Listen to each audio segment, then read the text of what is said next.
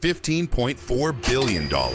That's how much one Australian city is spending on a single highway project, making it the most expensive road ever built in the country. Independent reviews say that for every dollar spent, the city only gets back 70 cents in return. This is the story of Adelaide's Torrens to Darlington project, a 10.5-kilometer underground motorway that will slice beneath the city. It will carve through some of the toughest geology on the continent, demolish 524 properties, and move 4 million cubic meters of earth. And it's happening right now. You're about to see how 3 skyscraper-sized tunnel boring machines will drill twin tunnels, how 21 traffic lights will vanish forever, how environmental protests are erupting over toxic spoil, and how families and businesses are being displaced for a promise to cut 30 to 40 minutes from your commute. From the grand vision of connecting a broken city to the brutal reality of a flawed business case, from engineering marvels to community heartbreak. This project could either save Adelaide's future or bury it in debt. By the end of this video, you'll know why the Torrens to Darlington Highway is both Adelaide's greatest hope and its riskiest gamble. For decades, Adelaide has lived with a problem every driver knows by heart: South Road, the main north-south corridor that slices through the city. A road that should connect Adelaide, but instead, it bleeds with congestion every single day. This wasn't just traffic. It was economic strangulation, trucks idling at stoplights, commuters losing hours, emergency vehicles stuck in gridlock. The road that was meant to move Adelaide forward was instead choking it to death. Imagine living in a city where your 20-minute commute regularly stretches into an hour, where you miss your kid's school pickup because you're trapped at the same red light for the 4th cycle. That was Adelaide's daily reality.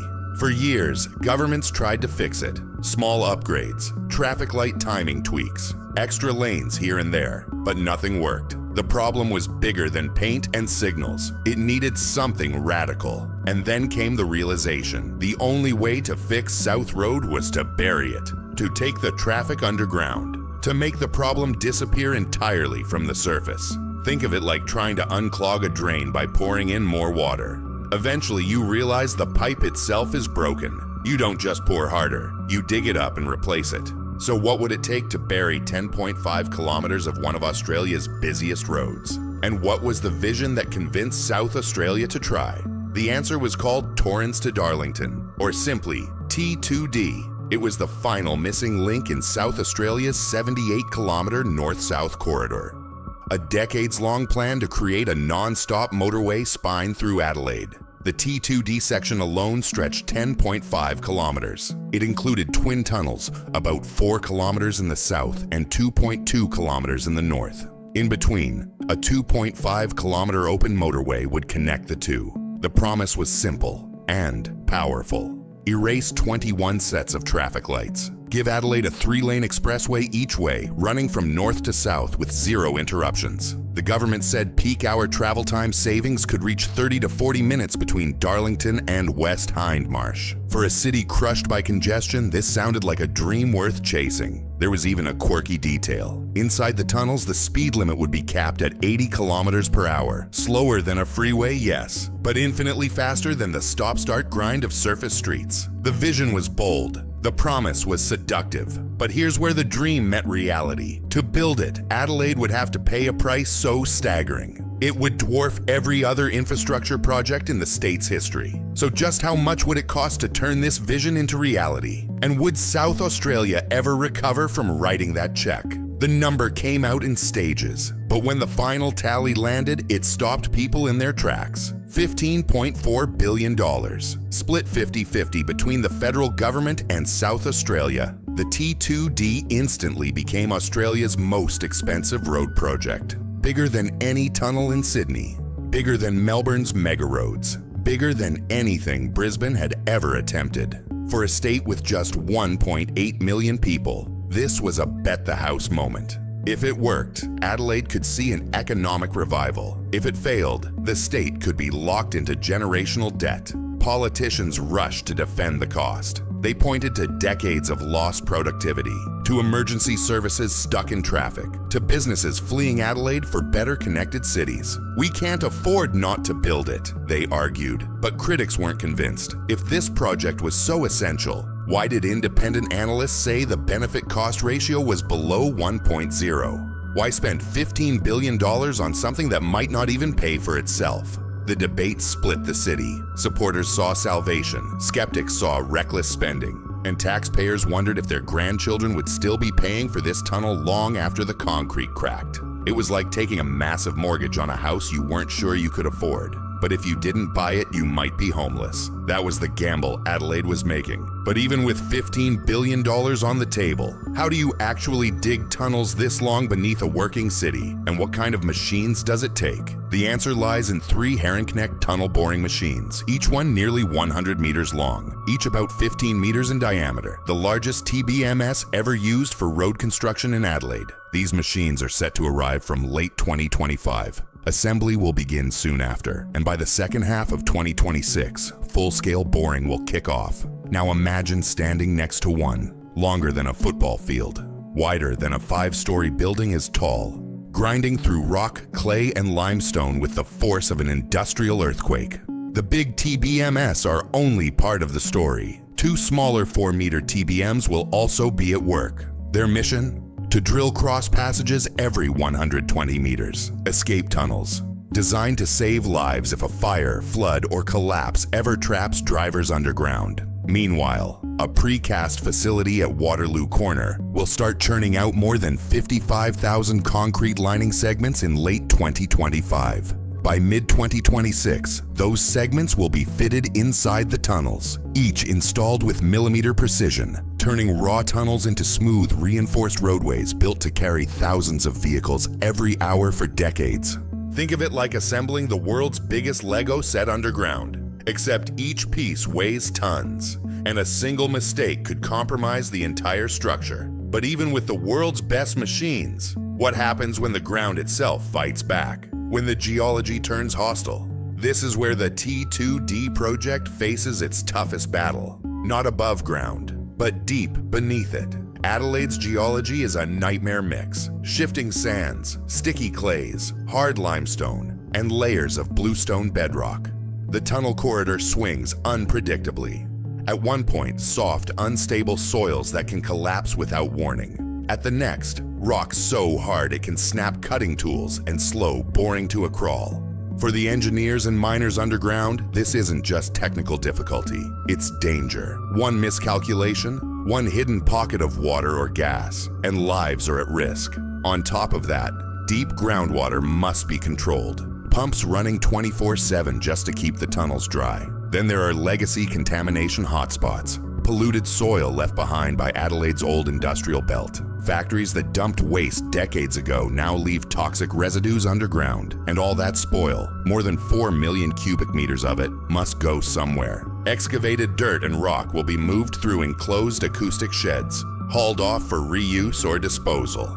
But here's the problem. 4 million cubic meters is a mountain of earth, and Adelaide doesn't have many places willing to take it, especially if parts are contaminated. It's like digging a swimming pool and finding half quicksand, half solid rock, with toxic chemicals scattered in between. Every shovel is a gamble. So where does Adelaide plan to dump this spoil? And what happens when communities say, "Not in our backyard"? The government's answer is Gilman, a designated spoil reuse facility where excavated material will be processed, tested, and either reused or disposed of safely. But Gilman sits on the edge of fragile wetlands, and environmental groups are sounding alarms. What if contaminated spoil leaks into the water? What if the site becomes a permanent toxic scar on Adelaide's coastline? For residents near Gilman, this isn't abstract. It's their air, their water, their children's playgrounds. The promise of a highway means little if their community gets poisoned in the process. Protests erupted. Local councils demanded stricter oversight. Scientists called for independent monitoring. Suddenly, a spoil site, a detail most ignored, became a flashpoint in Adelaide's infrastructure debate. And here's the uncomfortable truth. Even if Gilman is managed perfectly, the volume of spoil is overwhelming. Adelaide will be dealing with this material for years, long after the tunnels open. The question isn't just, can we dig the tunnel? It's, where do we put what we dig? And who pays the price if we get it wrong? It's like renovating a house and piling the debris in your neighbor's yard. Eventually, that neighbor will have some questions. But the spoil isn't the only thing Adelaide must sacrifice. What about the homes, businesses, and families standing in the tunnel's path? Progress always comes with a price. And for the T2D project, that price is steep. 524 properties are being taken to clear the corridor. That's about 289 homes and 200 shops, factories, and warehouses, all demolished for tunnel portals, ventilation shafts, and massive construction sites. But behind every number is a story, a family who built a life there, a business owner who poured decades into a shop front, a community watching its neighborhood vanish block by block. Yes, compensation is offered, but money doesn't replace memories. It doesn't bring back the corner cafe where you met your spouse, or the street where your kids learned to ride bikes. And for some, the fight isn't over. Disputes over value, delays in payouts. The trauma of forced relocation leaves scars no tunnel will heal. The T2D promises to save Adelaide's future, but it's destroying parts of Adelaide's present. Is that trade-off justified? Or just another mega project crushing the very people it claims to help? It's like being told your house is gone for a new airport runway. The airport will benefit millions, but you're the one who loses your home. So with 524 properties gone, 4 million cubic meters of spoil moved, and $15 billion spent, will this project really deliver value? Or is Adelaide buying an economic disaster? That's the question Infrastructure Australia tried to answer, and their findings stopped many people cold. The benefit-cost ratio came in at just 0.7. For every dollar spent, Adelaide gets back only 70 cents in direct value, a net present value of negative $1.62 billion.